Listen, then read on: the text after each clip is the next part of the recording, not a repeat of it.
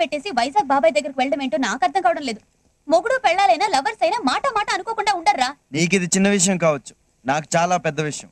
అలాగని తెంచేసుకుంటావా?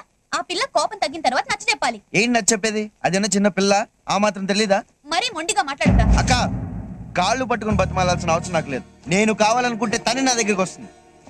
ఏంటి బిడ్డ, ఇప్పుడు ఏమైనాదని మాట మాట అనుకున్నారు అంతే కదా.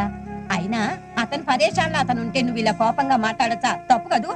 చూడు బిడ్డ, గొడవలు పెంచుకుంటే పెరుగుతాయి, తుంచుకుంటే తరిగిపోతాయి. ఇంత కష్టపడి ఇద్దరిని ఎడగొడితే ఈ ముసలిది కొంప ముంచేటట్టుందే.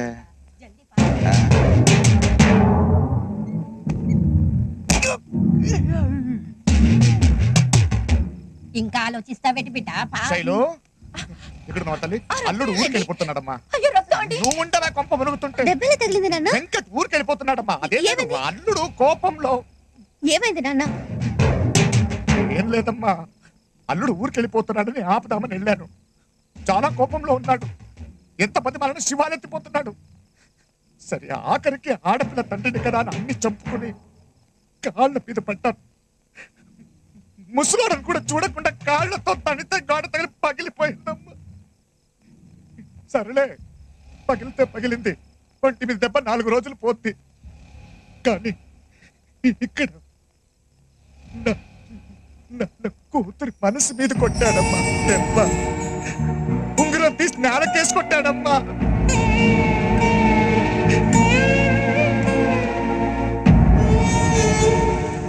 ఈ వర్షం మీద ఒట్టేసి మరీ చెప్తున్నాను, నా మనసులో నిన్ను నా వేలికి ఉంగరాన్ని ఎప్పటికీ ఇలాగే ఉంచుకుంటాను. నువ్వు నాకు మాట ఇవ్వాలి.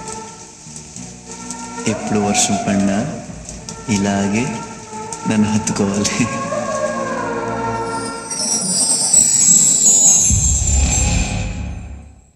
సర్లే, వాడు మగమహారాజు, మనకు తప్పదు కదమ్మా. ఇదిగో బంగారం, నువ్వు వెళ్ళి వాళ్ళక్క కాళ్ళ మీద పడి. అక్కర్లేదు. అలా కాదు. అక్కర్లేదన్నాను కదా.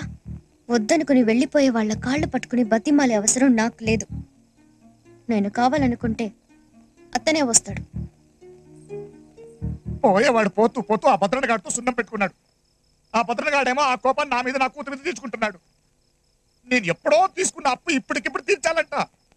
లేకపోతే నా కూతురు అడిగించి పెళ్లి చేయాలంట. ఆ బెడవకిచ్చి పెళ్లి చేయడం కంటే నేను ఉరేసుకుని చచ్చిపోవాలంతే. కానీ నీకోసం చూస్తున్నానే. మరి ఇప్పుడు ఎలాగండి?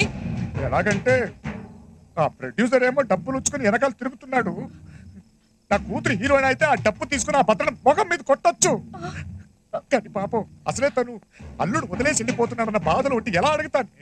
నాన్న, అమ్మా, నేను సినిమాలో యాక్ట్ చేస్తాను.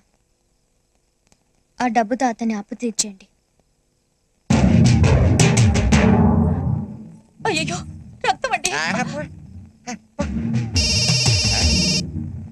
ఫోన్ ఎవరిది? ప్రొడ్యూసర్. హలో, ప్రొడ్యూసర్ గారు నమస్తే. అడ్వాన్స్ ఎప్పుడు రమ్మంటారు? అయితే వరంగల్ రమ్మంట. ఇంకా వరంగల్ ఏంటండి, జెండా ఎత్తేస్తున్నావు. Bye bye Warangal. Bye bye భద్ర.